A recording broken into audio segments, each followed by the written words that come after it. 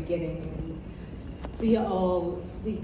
honestly, I can't really go anywhere and accomplish anything without people helping. Like everything is always about someone else helping you out, and Ricky seems to, kind of connect that for me in terms of my love for the airport initially before I even came into the business. I always wanted to be in the airport.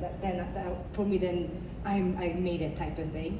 And so I told my mentor from JP Morgan, that's kind of like my vision I had. And then she connected me with this program, and then kind of led to me to get into the airport. It's kind of complicated. If you're not in it, it's really hard to get into the airport. So having people that are invested in you is really important.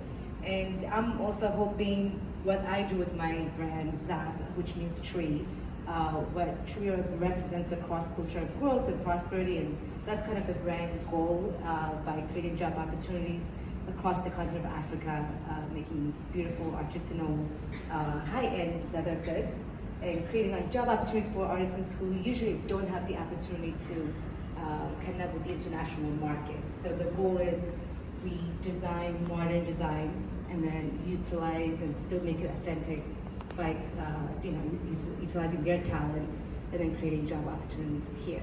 And so we have a store in National Harbor, Maryland. I've been there for the last 5 years. And then we have a store in Ethiopia. That's kind of where I started my business. And so I've been in this almost 11 years. So my brand kind of raised me. And initially, I guess how I started the business was, it started out, I guess it's a personal one, since I grew up in an orphanage the first 11 years of my life. And then I got the chance to come to the US, grew up in Fan, Texas, in the middle of nowhere. And then I got the trip to go back about 3 years after.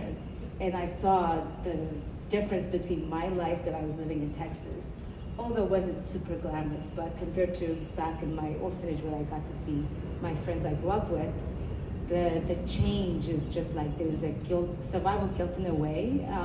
And so I knew that, at some point I have to come back to my home country and make a difference the best way I knew how.